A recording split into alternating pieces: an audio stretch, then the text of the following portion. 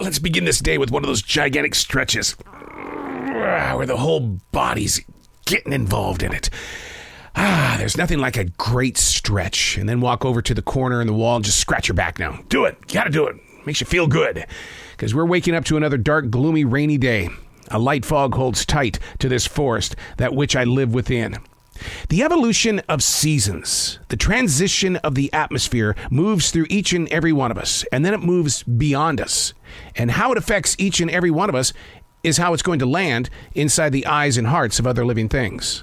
I rely on a tall cup of extremely hot coffee to fortify my standing, to enable the ability to spring forward in ways that don't deny me from having a place with a voice. It's got to be naturally made on a murky canvas like this, for it is here that we all presently stand.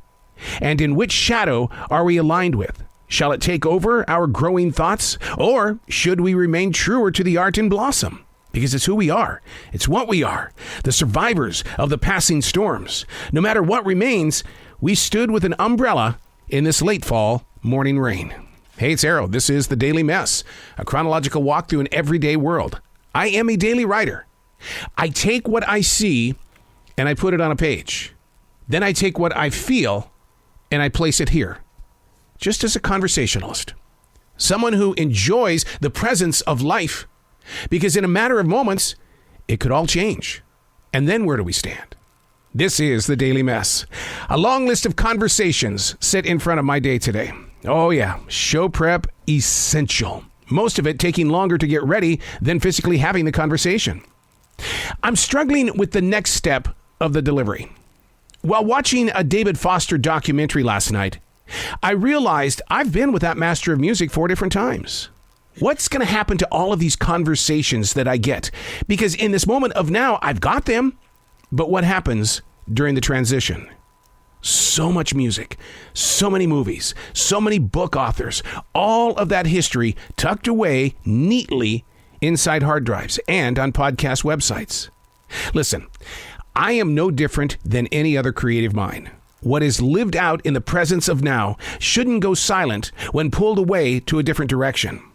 So what I've got to do is I've got to lay out the next platform, knowing who can and who will put the same passion into the path of process and progress. Is there anyone who can hold up the honor?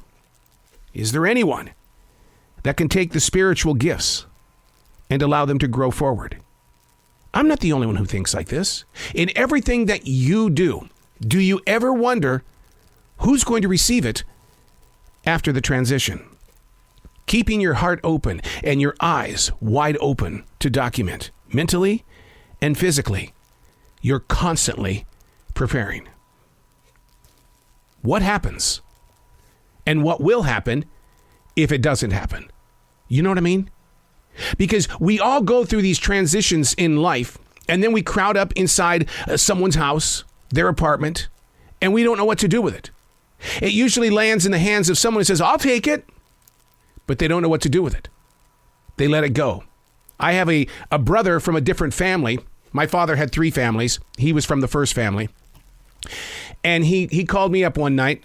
I got all these pictures of the guy that created us. And a lot of these pictures, you guys are in this box as well. Do you want them? And I literally told him, I said, I wouldn't know what to do with them. And he goes, really? He says, it's the history of our family. And I said, I get that. I totally get that. But the history of what you're calling family isn't the history of what I see as family. And so it's a very tough position that a lot of people are dealing with these days, because we're not the only ones. I have conversations with very good people that are facing the same situation. What are we going to do with this? How do we do with this? Why do we want to do this? During the lockdown, the COVID lockdown in March of 2020, my wife and I, we did something to keep our minds straight. And that was, we did what's called the Swedish death cleaning. If it has no value to anybody else in your family, throw it away. Get rid of it. And we did. We dumped a lot of stuff. And the saddest part about all of that, because it took place 2.5 years ago, the saddest part is that all of that openness that we created is full again. But who's got the time to do a Swedish death cleaning? It takes a lot of time. And more importantly, it takes a lot of emotions to say, you got to go. I don't need you anymore.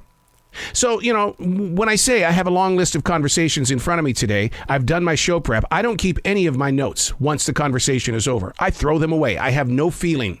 But the conversations that I have, and I was reminded last night because of the David Foster documentary, it was like, I've talked with him 4 times. What am I going to do with him beyond my time? I'm Arrow, and that's the Daily Mess.